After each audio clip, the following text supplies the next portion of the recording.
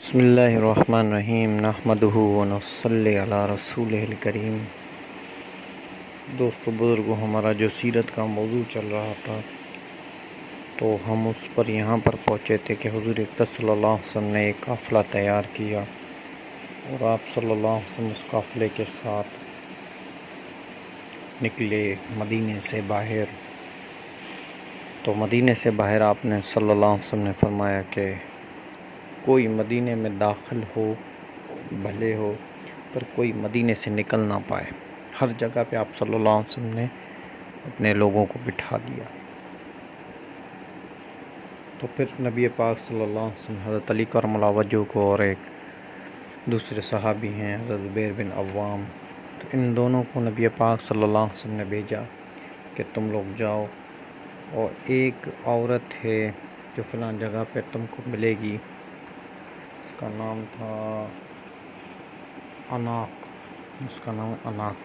تو وہ طوائف تھی، تو وہ فلاں جگہ پہ تم کو ملے گی۔ اور یہ طوائف آئی بھی مدینے میں تھی کہ حضور اقدس صلی اللہ علیہ وسلم اور مسلمان میری مدد کریں۔ آپ نے فرمایا کیوں نہ تم نے گانا چھوڑ دیا؟ انہوں نے کہا یا رسول اللہ، ہم تو گانا گا کے اور یہ طوائف والا کام کر کے اپنا پیٹ پالتے تھے، پر جب سے قریش سارے جنگ بدر میں، جنگ احد میں قریش سارے مر گئے، اب ہمیں کوئی پیسے دینے والا ہے ہی نہیں، سردار ہے ہی نہیں۔ تو وہ اور مکے جا رہی تھی تو کسی نے اس کو خط دے دیا، تو حضرت علی کرم اللہ وجہہ اور حضرت زبیر بن عوام دونوں صحابی نکلے اور اپنے ساتھ لشکر اٹھایا اور نکلے، اور فلاں جگہ پہ آپ صلی اللہ علیہ وسلم نے فرمایا کہ وہاں پر وہ ملے گی۔ تو وہاں پر حضرت علی پہنچ گئے اور اس کو روکا، اس کے سامان کی تلاشی لی تو خط نہ نکلا، پورا تلاش کیا، سامان ایک سامان کر کے تلاش کیا، پر خط نہ نکلا۔ حضرت علی کرم اللہ وجہہ نے کہا کہ مجھے وہ خط دو۔ اس نے کہا کہ میرے پاس کوئی خط نہیں ہے۔ حضرت زبیر نے کہا علی اس کے پاس خط ہوتا تو سامنے ہوتا تھا، اس پہ ہے ہی نہیں۔ تو حضرت علی رضی اللہ تعالیٰ عنہ نے فرمایا کہ اے زبیر، جبریل علیہ السلام نے اللہ کے رسول سے بات کی، وہ سچی بات کی، جھوٹی نہیں۔ وہ اللہ کے رسول نے ہمیں بتایا، وہ سچ بتایا، جھوٹ نہیں۔ خط اس کے پاس ہے اور میں اس کو ننگا کر کے بھی خط لوں گا۔ پھر اس کو بولا کہ دیکھو شرافت سے خط دے دو، ورنہ میں تمہارے کپڑے اتار کے بھی خط لوں گا۔ تو انہوں نے کہا اچھا ٹھیک ہے میں تمہیں خط دیتی ہوں، سارے منہ ادھر کرو۔ پھر اس نے اپنے بال کھولے، دوپٹہ اتارا، اپنے بال کھولے، بالوں میں اندر ایک خط پڑا تھا۔ تو حضور اقدس صلی اللہ علیہ وسلم نے فرمایا کہ اس کو بھی لے کے آنا۔ تو کہا چلو اب نبی پاک صلی اللہ علیہ وسلم کے بعد اور خط بھی لے کے گیا، اور یہ خط لکھا تھا ایک صحابی تھے جن کا نام ہے حاطب ابن ابی بلتہ۔ حاطب ابن ابی بلتہ یہ وہ صحابی ہیں جو بدری صحابی ہیں۔ آپ صلی اللہ علیہ وسلم نے اس صحابی کو بلایا کہ حاطب یہ خط تم نے لکھا ہے؟ انہوں نے کہا ہاں یا رسول اللہ میں نے لکھا ہے۔ تو حضرت عمر رضی اللہ تعالیٰ عنہ جلال میں حضرت عمر رضی اللہ تعالیٰ عنہ نے کہا یا رسول اللہ، اس نے مسلمانوں کا راز فاش کیا ہے، مجھے چھوڑو، یہ منافق ہے، میں اسے قتل کروں۔ انہوں نے فرمایا عمر کیا کہہ رہے ہو؟ تمہیں پتہ نہیں کہ حاطب جو ہے وہ بدری صحابی ہے، اور اللہ نے اس کے کرنے سے پہلے اس کے سارے گناہوں کو معاف کر دیا ہے۔ حاطب سے پوچھا حاطب تم نے یہ کیوں کیا؟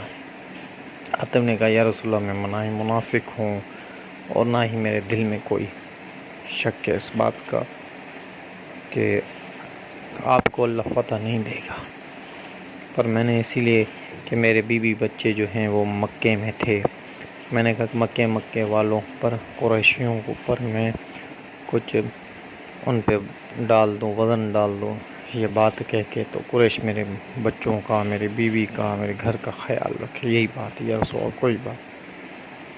تو آپ نے فرمایا ہاں صدق حاطب نے سچ بولا، حاطب نے سچ بولا۔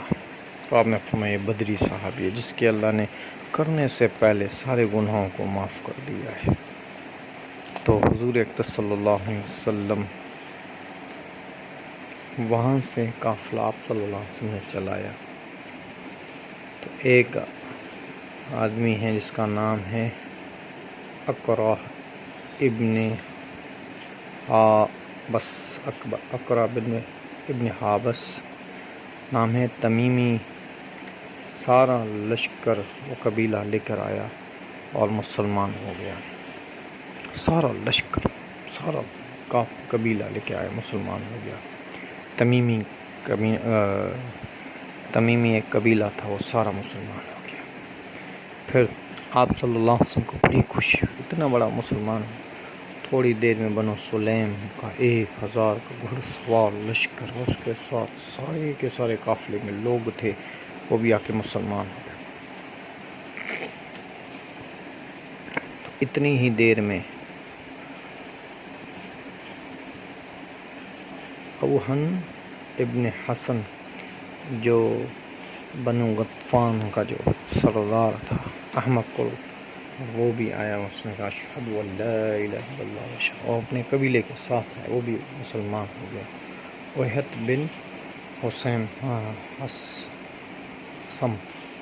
بن حسم تو وہ بھی مسلمان ہو گئے. بنو غطفان والے بھی مسلمان ہو گئے. تو اسی راستے میں ہی تھے کہ آپ کا لشکر جو 3500 کا نکلا تھا، وہ 10,000 کا لشکر بن گیا راستے میں. تو آپ صلی اللہ علیہ وسلم 10,000 کا لشکر.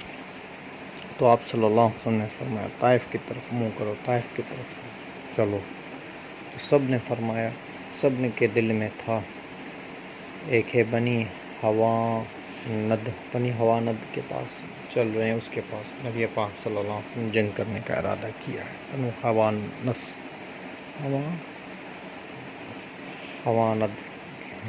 بنو ہوادن کے ساتھ نبی پاک صلی اللہ علیہ وسلم جنگ کرنے کا ارادے کے لیے آپ سے بھی.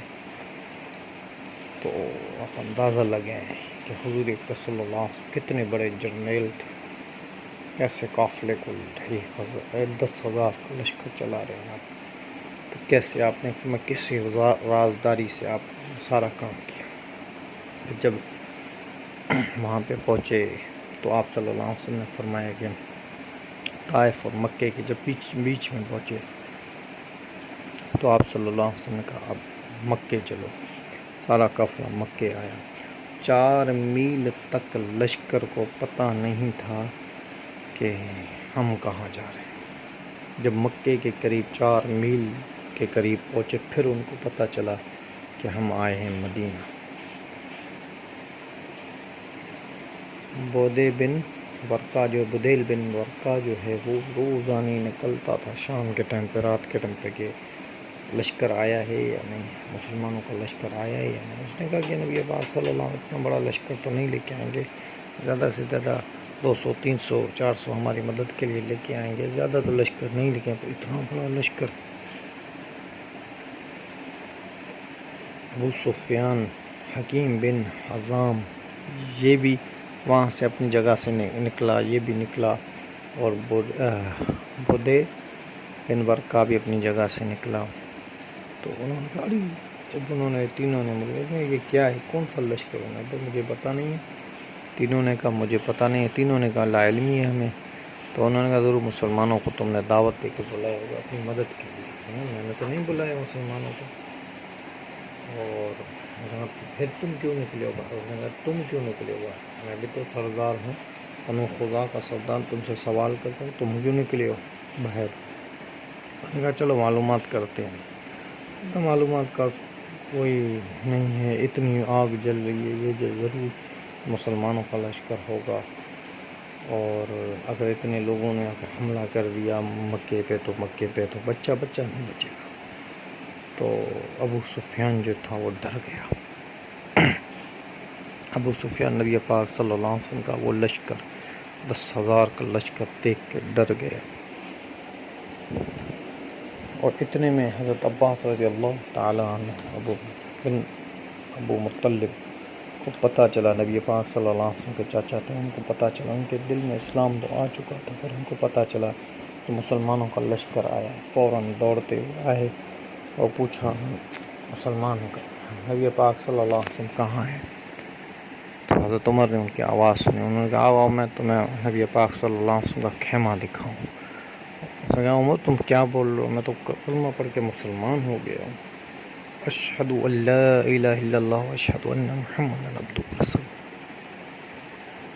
تو نبی پاک صلی اللہ علیہ وسلم نے آواز سنی تو کہ اپنے چاچے کی آواز میں بلایا، آپ صلی اللہ علیہ وسلم نے بلایا تم آؤ ادھر۔